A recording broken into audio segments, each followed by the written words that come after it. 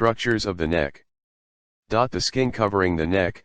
The skin covering the neck overlays the superficial fascia, a connective tissue layer that contains the platysma, a thin sheet of muscle that originates in fascia and inserts upon the mandible and skin of the face. The platysma develops from the second pharyngeal arch, thus, it is innervated by the nerve of the second arch, the facial nerve. The skin covering the neck is arranged in such a fashion that languor lines run horizontally to encircle it. Deep to the dermis is a very thin facial layer consisting of an areolar type of connective tissue known as the hypodermis or superficial fascia. This superficial fascia envelopes the neck, just as the overlying skin does, and contains within it a paper-thin sheet of skeletal muscle, the platysma. This muscle originates from the deltoid and pectoralis fasciae and passes cranially, overlying the anterior triangle and the inferior part of the posterior triangle, descriptive divisions of the neck depicted below. The platysma inserts onto the inferior border of the body of the mandible and into the skin and hypodermis of the face. The platysma intermingles with and assists muscles that depress the lower lip and corner of the mouth. The platysma, because it is derived from the second pharyngeal arch, is innervated by the cervical branch of the facial nerve, cranial nerve 7. Superficial venous drainage. Venous drainage of the superficial neck empties into the external jugular vein coursing deep to the platysma muscle. The course of this vein may be observed in a live individual as it crosses the obliquely oriented sternocleidomastoid muscle.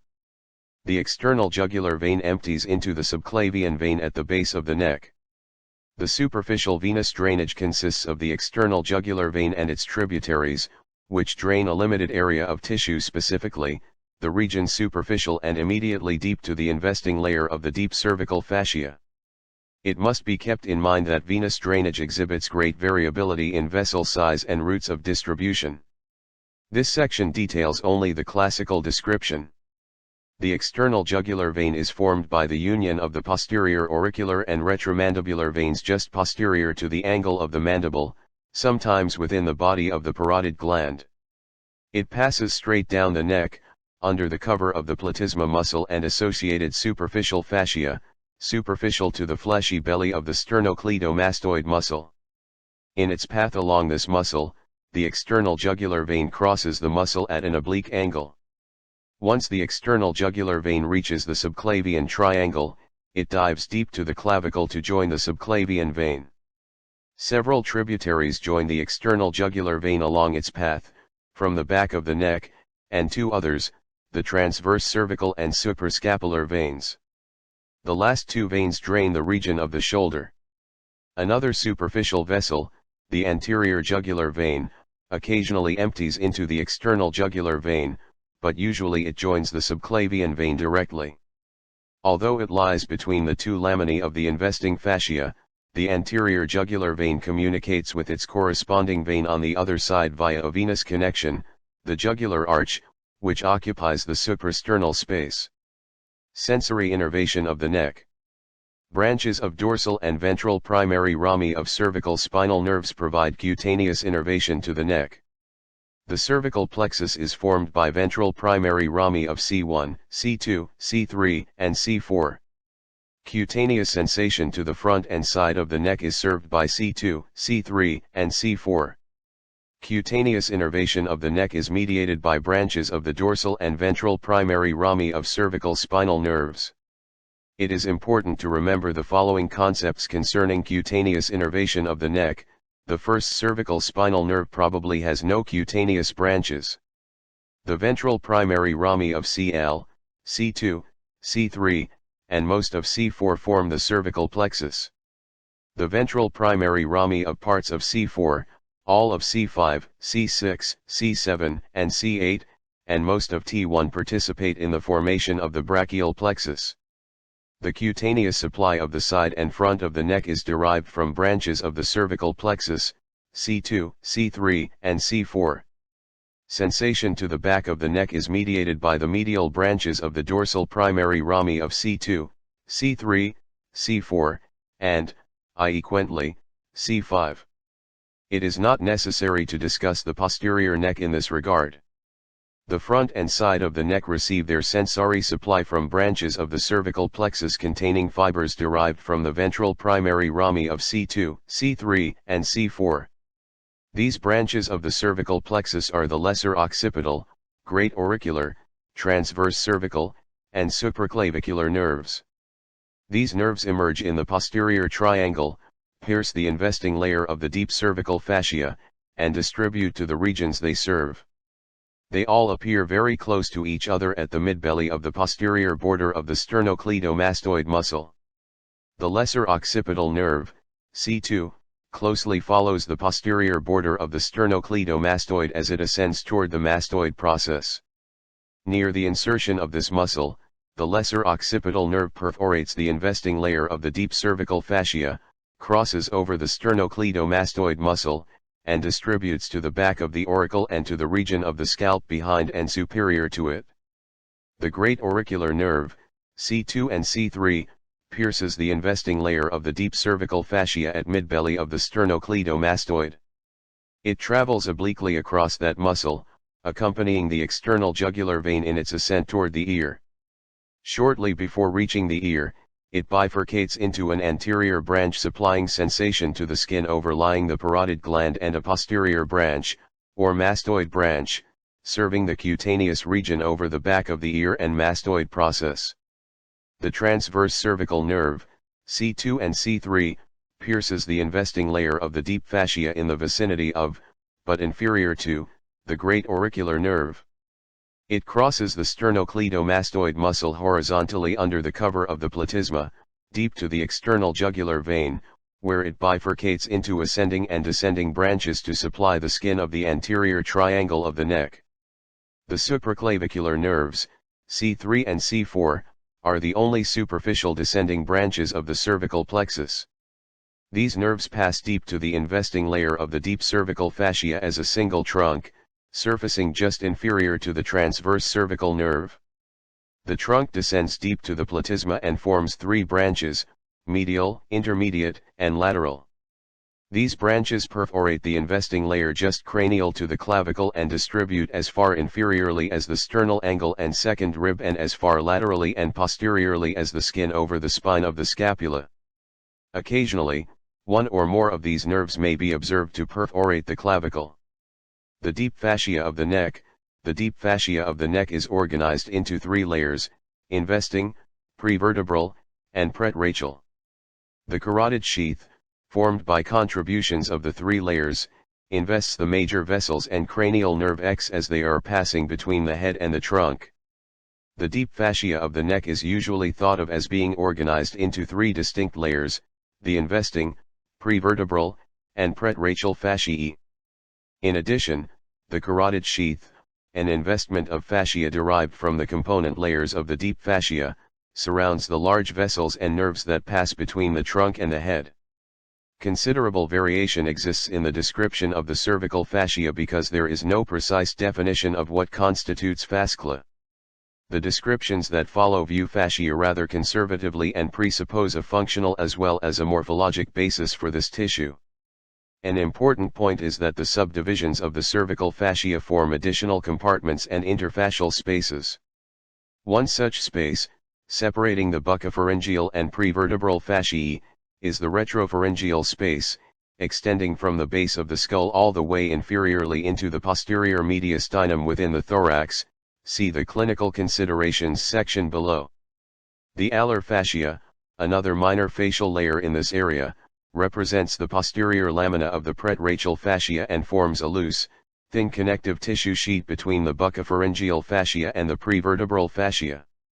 It terminates laterally in the carotid sheath. An additional minor facial layer that envelopes the infrahyoid muscles is the fascia of the infrahyoid muscles. Investing fascia.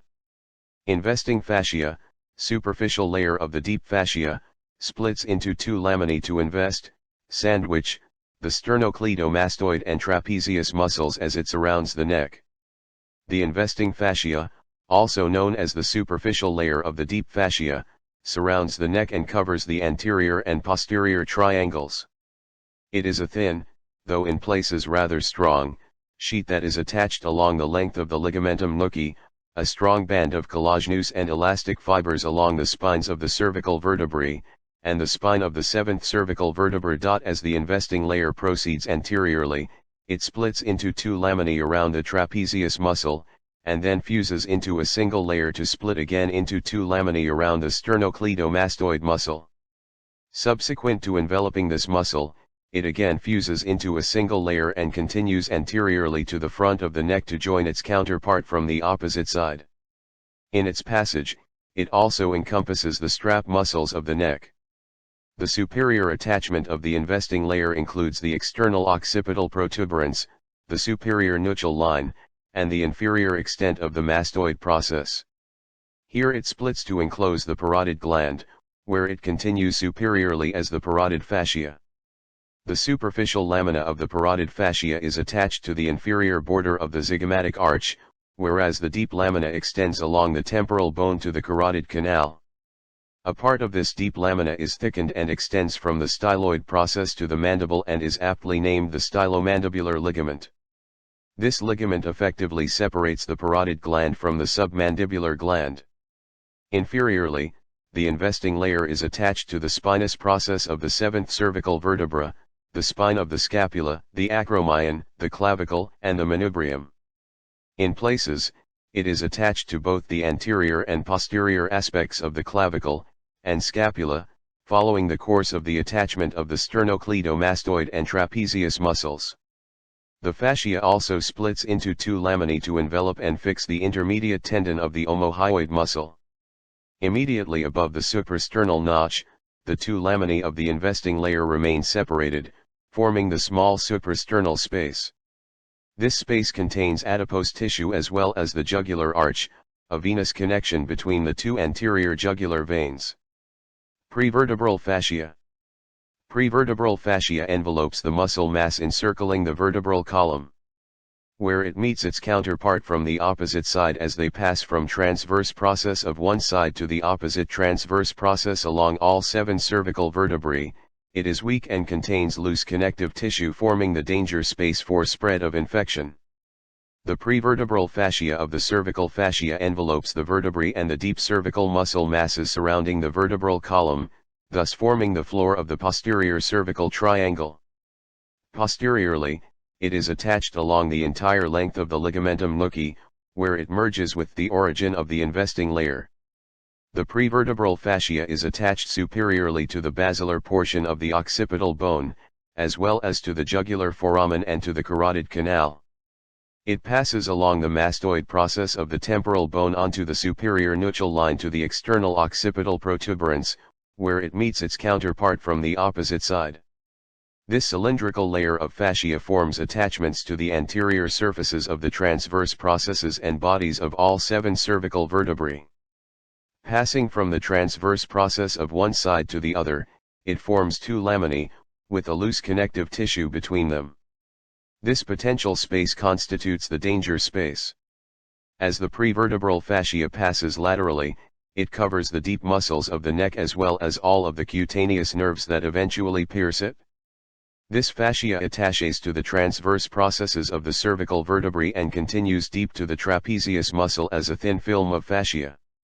The accessory nerve is the only cranial nerve lying superficial to the prevertebral fascia.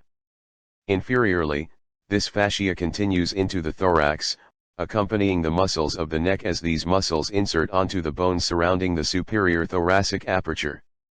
Facial layers. Facial layers play an important role in the localization of infection.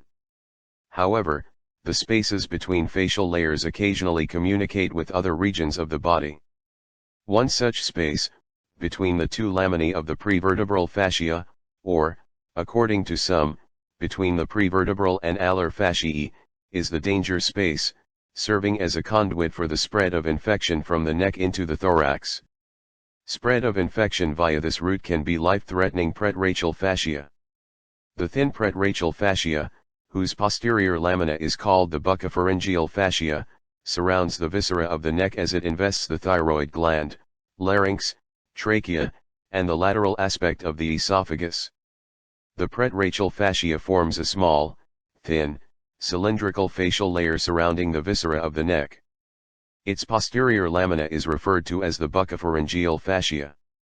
The pretracheal fascia forms a complete investment for the thyroid gland, and the deep layer of this envelope encircles the larynx and trachea.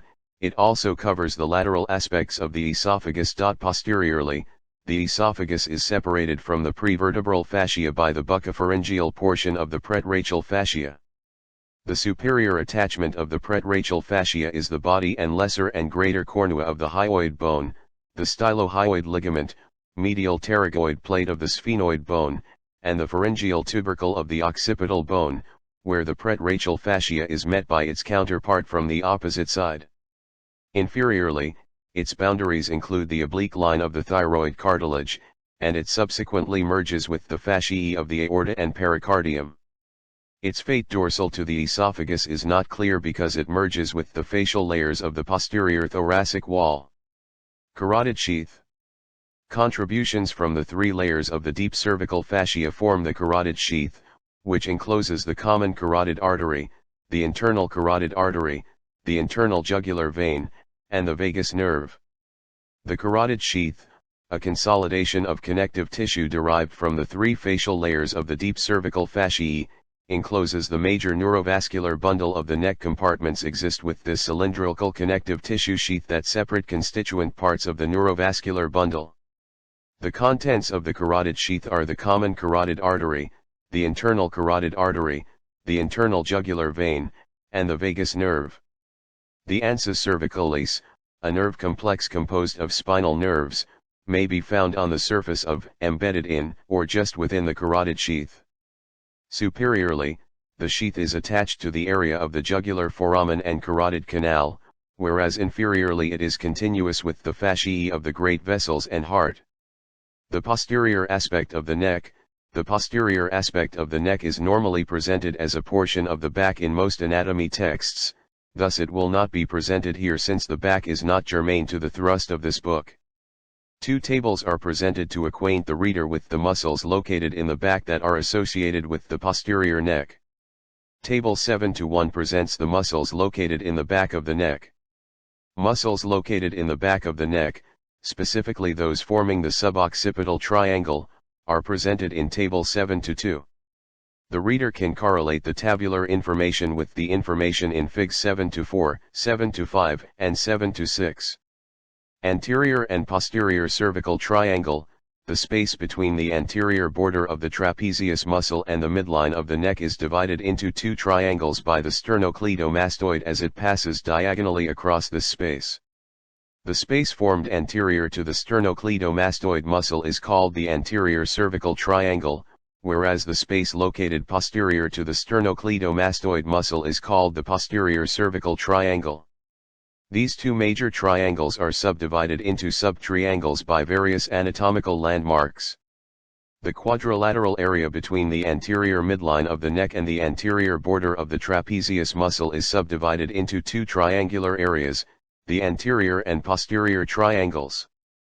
This division is accomplished by a thick, strap-like muscle, the sternocleidomastoid, whose oblique path extends from the manubrium of the sternum to the region behind the ear. Inferiorly, the sternocleidomastoid muscle has two heads of origin, a lateral and a medial, which demarcate a triangular interval between them. Superior to this origin the fibers of the two heads intermingle, forming a thick, muscular belly. The lateral, clavicular, head springs from musculotendinous fibers attached to the med-1al 1/3 of the clavicle. It is a flattened, quadrilateral shaped structure.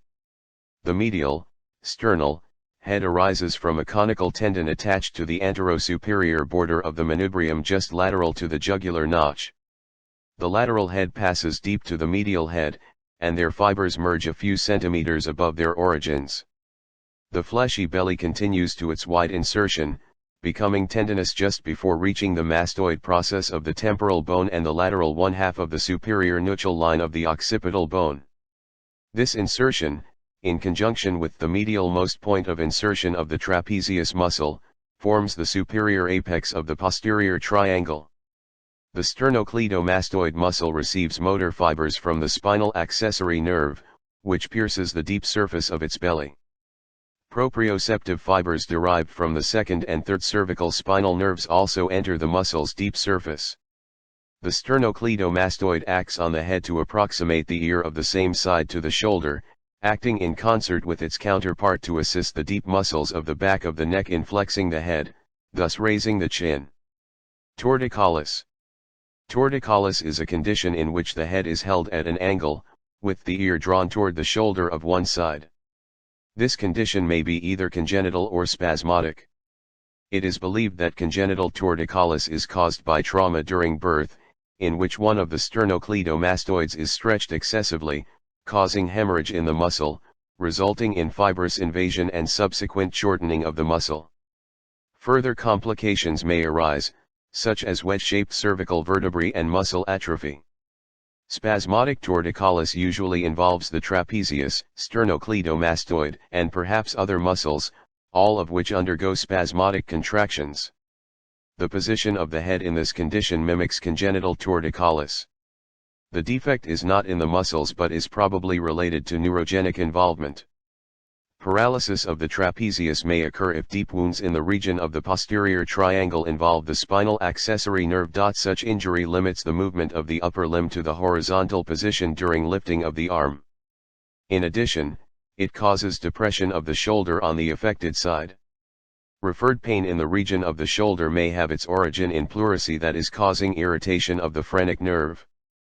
This situation occurs because the phrenic nerve has the same cervical spinal nerve components as the supraclavicular nerves, and signals transmitted via the phrenic nerve may be interpreted as originating in the area of the shoulder served by the supraclaviculars.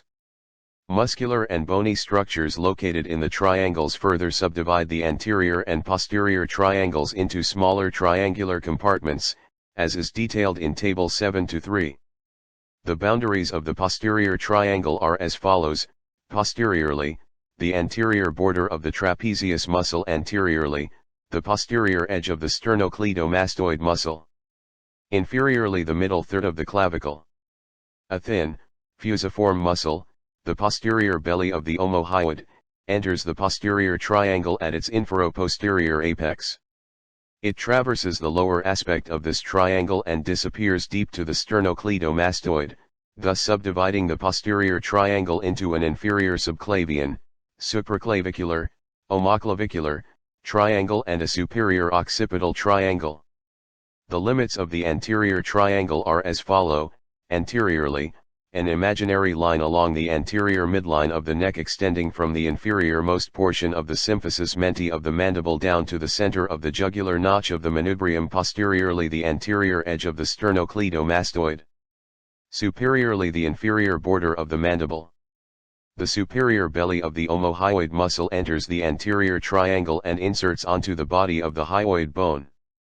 The posterior belly of the digastric muscle also enters the anterior triangle, at the interval between the angle of the mandible and the mastoid process. It becomes tendinous as it reaches the greater cornu of the hyoid bone, near its junction with the body of the hyoid, and is attached to the hyoid bone by a fascial sling. The muscle, now known as the anterior belly of the digastric muscle, becomes fleshy again and continues to its insertion into the digastric fossa of the mandible. These muscles, in conjunction with the hyoid bone and the inferior border of the mandible, subdivide the anterior triangle into several smaller triangular components. The anterior and posterior bellies of the digastric muscle enclose a space, the submandibular triangle, digastric, just below the body of the mandible. The posterior belly of the digastric, superior belly of the omohyoid and the anterior border of the sternocleidomastoid muscles enclose the carotid triangle. The superior belly of the omohyoid, the anterior midline of the neck and body of the hyoid bone, and the anterior border of the sternocleidomastoid circumscribe the muscular triangle. Finally, the two anterior bellies of the digastric muscle, one on either side, and the intervening body of the hyoid bone delimit the submental triangle. This is the only triangle that encompasses both sides of the neck and is, therefore, unpaired. Posterior triangle of the neck. The posterior triangle is formed by the following structures: anterior border of the trapezius muscle, the lateral border of the sternocleidomastoid muscle, and the middle third of the clavicle. Passage of the inferior belly of the omohyoid muscle across this triangle subdivides it into two subtriangles, the subclavian and occipital triangles. The boundaries of the posterior triangle are the anterior border of the trapezius, the posterior border of the sternocleidomastoid, and the superior border of the middle one-third of the clavicle. The inferior belly of the omohyoid muscle crosses the floor of the posterior triangle, subdividing it into the inferiorly located small subclavian and the superiorly positioned larger occipital triangles. The posterior triangle is covered by skin, the underlying superficial fascia, and the platysma muscle. It is roofed over by the investing layer of the deep cervical fascia, superficial to which is the external jugular vein and its tributaries, which were described earlier in this chapter. The cutaneous nerves, derived from the cervical plexus, appear in the posterior triangle and were described previously along with the superficial veins. Triangles of the anterior neck are formed by the sternocleidomastoid muscle as it passes diagonally across the quadrilateral area formed between the anterior border of the trapezius muscle and the anterior midline of the neck, and between the inferior border of the mandible, superiorly, and the superior surface of the middle third of the clavicle, inferiorly. This divides the neck into two principal triangles, the anterior and posterior cervical triangles. Each of these triangles is further subdivided by muscles and bones, thus, each major triangle is made up of several subtriangles. Each triangle possesses its own anatomical component parts, including muscles, veins, nerves, etc. All of the cervical triangles are bilateral, right and left sides, with the exception of the submental triangle, which spans across the midline accessory nerve. The accessory nerve has two component fiber groups, the cranial root derived from the brainstem and the spinal root arising from the spinal cord. The two roots unite and later become separated. The cranial root joins the vagus nerve, whereas the spinal root becomes the distinct peripheral accessory nerve. This nerve then pierces the deep surfaces of the sternocleidomastoid muscle, which it supplies, and emerges in the occipital triangle at the posterior border of that muscle just superior to the appearance of the cutaneous branches of the cervical plexus. The accessory nerve then traverses diagonally across the posterior triangle, passing in the fatty connective tissue between the investing and prevertebral layers of the deep cervical fascia. The accessory nerve has no branches in this triangle but dives deep to the trapezius muscle, where it forms the subtrapezial plexus in conjunction with spinal nerve C3 and C4 to innervate that muscle. It should be noted that C3 and C4 provide proprioceptive fibers to the trapezius. Muscles associated with the posterior triangle. Two groups of muscles are associated with the superficial and deep regions of the posterior triangle. Superficial muscles include the sternocleidomastoid, trapezius, and inferior omohyoid muscles, whereas those forming the floor of the triangle are the prevertebral muscles. The muscles directly associated with the posterior triangle are the trapezius, the sternocleidomastoid, and the inferior belly of the omohyoid. In addition, the facial carpet forming the floor of the posterior triangle lies on a series of muscles that are associated with the triangle although not located in it. These prevertebral muscles are the splenius capitis, the levator scapulae, and the posterior, middle, and anterior scalenes. The trapezius, sternocleidomastoid, and splenius capitis muscles were described earlier. Omohyoid. The thin omohyoid muscle consists of two bellies. Inferior and superior that are connected to each other by an intermediate tendon. The inferior belly originates on the superior border of the scapula, just medial to the scapular notch, and passes across the inferior aspect of the posterior cervical triangle, where it is enveloped by the investing layer of the deep cervical fascia. This fascia forms a facial sling that fixes the intermediate tendon to the clavicle and the first rib. The superior belly of the muscle passes obliquely, deep to the sternocleidomastoid, to emerge in the anterior triangle. It inserts onto the inferior border of the body of the hyoid bone. Branches of the ansa cervicalis, CL, C2, and C3, supply the two bellies of this muscle. The omohyoid acts to depress the hyoid bone, thus countering the actions of the suprahyoid muscles. Levator Scapulae. The levator scapulae is not properly considered a muscle of the neck. It serves as one of the muscles attaching the superior extremity to the trunk, but its location requires at least a cursory description. It arises from the transverse processes of the first four cervical vertebrae, from where it proceeds as one or more fleshy fascicles along the side of the neck to insert into the medial border of the scapula. It receives its innervation from spinal nerve C3 and C4 directly and from C5 indirectly. The levator scapulae acts to elevate the scapula and, when the scapula is fixed, its contraction tilts the head backward. Scalenes. The anterior scalene is covered, to a great extent, by the clavicular head of the sternocleidomastoid muscle.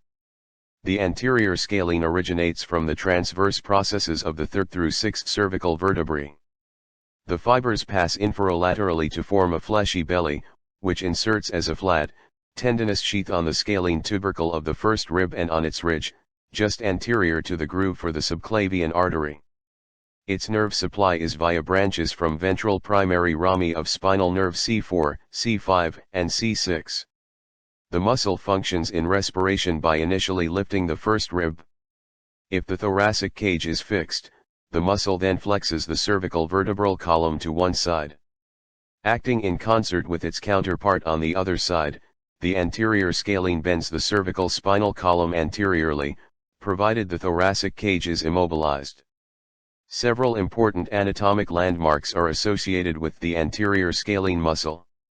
The subclavian artery is subdivided into three segments as it curves around the deep aspect of this muscle on its path to the axilla. In addition, the trunks of the brachial plexus traverse the interval between the anterior and middle scalene muscles in passing to the axilla. Moreover, the phrenic nerve lies directly on the anterior scalene muscle, deep to its blanket of pre-vertebral fascia. The middle scalene muscle is longer than the anterior and originates from the transverse processes of vertebrae C2 through C7. The fibers become tendinous as the muscle inserts on the first rib between the tubercle and the groove for the subclavian artery. The middle scalene receives its nerve supply from branches of ventral primary rami of spinal nerve C3 through C8. Its action is the same as that of the anterior scalene, primarily related to respiration. The posterior scalene muscle is the smallest of the three scalene muscles, and it is usually intimately related to the deep and lateral aspect of the middle scalene. The fibers of the two muscles are frequently intermingled so that complete separation cannot be effected. The posterior scalene originates on the transverse processes of the fourth, fifth, and sixth cervical vertebrae and inserts via a slender, narrow tendon on the external aspect of the second rib. Ventral primary rami of spinal nerve C5 through G7 innervate the muscle, whose action is the same as those of the other two scalenes. Nerves associated with the posterior triangle, cranial nerve C5, C6, C7, C8, and thoracic nerve T1 are, for the most part, trunks forming the brachial plexus, a very large nerve bundle, that serves the entire arm and some of the muscles of the posterior triangle. The cervical plexus is formed by cranial nerves of C1, C2, C3, and C4 and is also present in the posterior cervical triangle. Brachial plexus, the ventral primary rami of some spinal nerves appear not to retain their metameric, segmental, identities. Instead, they unite shortly after their origins to form bundles of nerve fibers that become intermixed to form plexuses for redistribution. In this form, the resultant fibers can reach their intended fields, whose original locations became altered. The brachial plexus is one such intermixing of ventral primary rami of spinal nerve C5 through TL, and occasionally T2. Although the plexus is primarily responsible for innervation of the upper limb and associated structures, it also supplies some muscles of the neck. A thorough discussion of this important plexus is found in any general textbook of anatomy. Cervical plexus, ventral primary rami of the first four cervical spinal nerves participate in the formation of the cervical plexus. The ventral primary rami of all but the first cervical spinal nerve bifurcate into ascending and descending branches. These branches then join each other and become united, forming simple loops that lie deep to the pre-vertebral fascia. Branches arising from the cervical plexus are arranged in a superficial and deep division. The superficial division is completely sensory and consists of ascending and descending branches. The lesser occipital, C2, great auricular, C2 and C3, and transverse cervical, C2 and C3, comprise the ascending branch, whereas the supraclaviculars, C3 and C4, comprise the descending branches.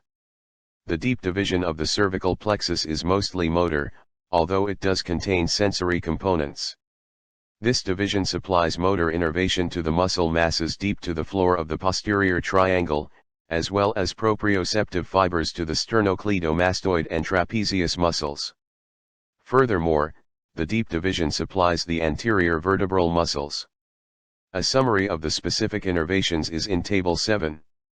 5. Two additional important components of this division must be given special consideration, the ansa cervicalis and the phrenic nerve. Ansa cervicalis, the ansa cervicalis and its two roots are derived from Cl through C3. The superior root, sometimes incorrectly referred to as the descending hypoglossal, receives fibers from C1 and C2 and the inferior root receives fibers from C2 and C3. Although the superior root of the ansa cervicalis travels for a short distance with the hypoglossal nerve, cranial nerve 12, it does not become a functional part of that nerve. The superior root joins and travels with the hypoglossal nerve opposite the atlas and descends from that nerve as it passes superficial to the external carotid artery.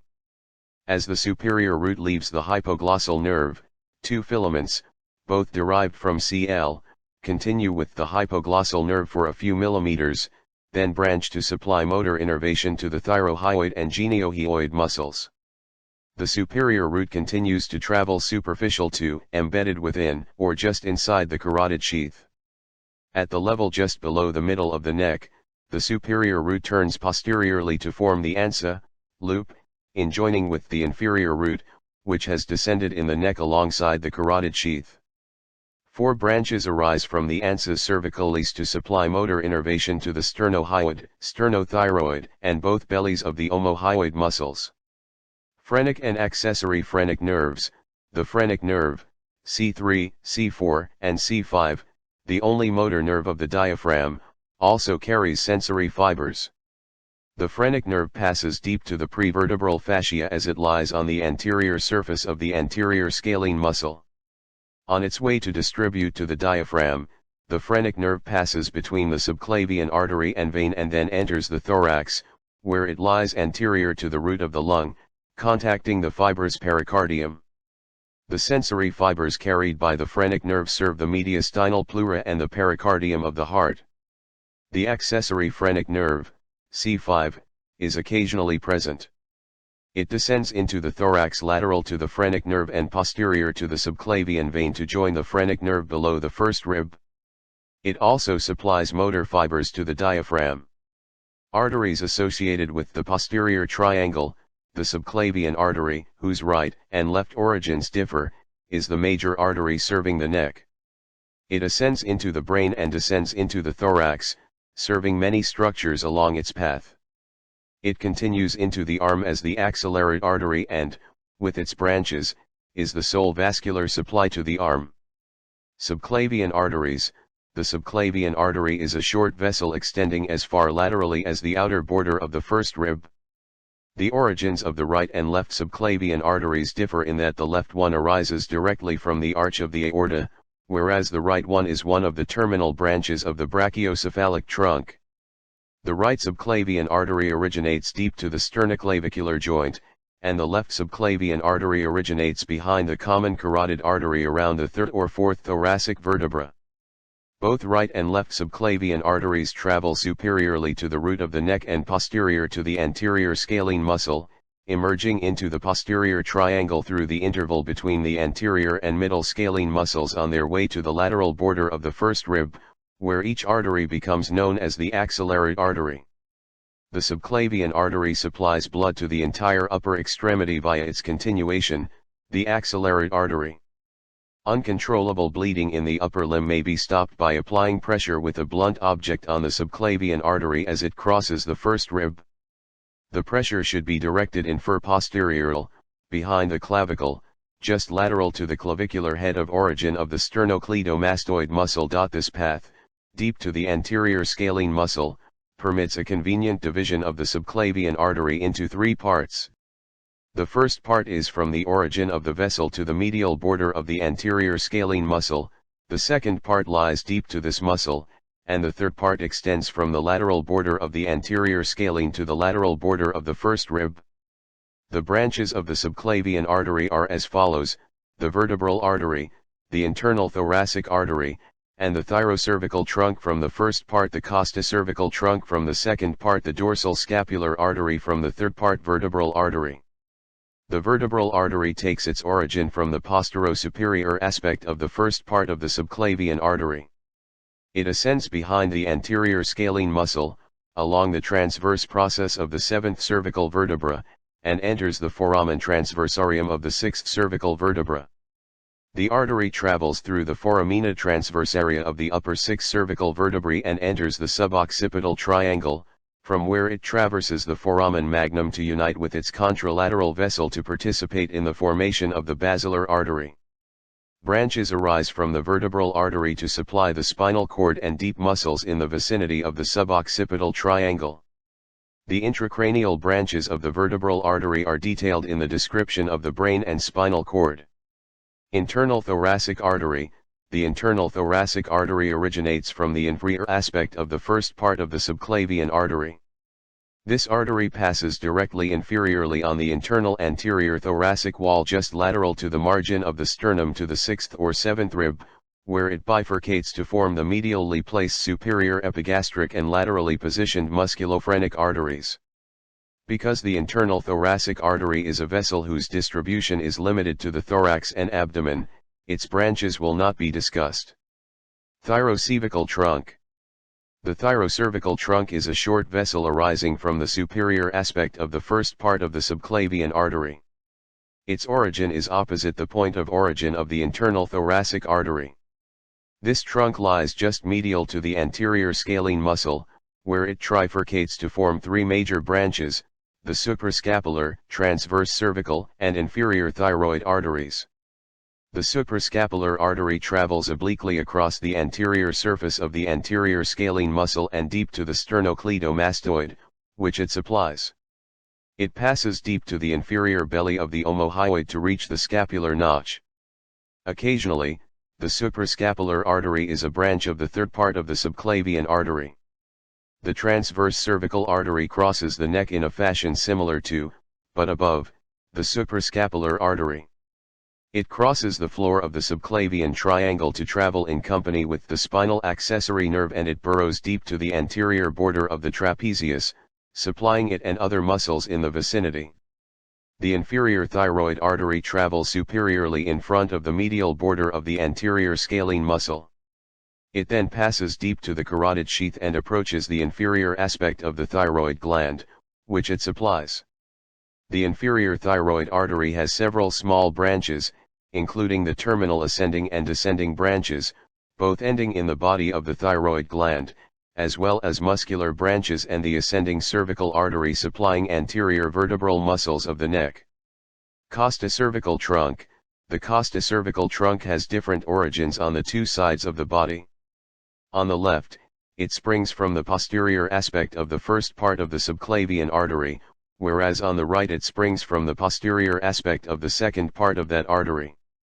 This trunk has two terminal branches, the superior intercostal artery and the deep cervical artery. The former serves the first and second intercostal spaces, whereas the deep cervical artery is interposed between the first rib and the transverse process of the seventh cervical vertebra.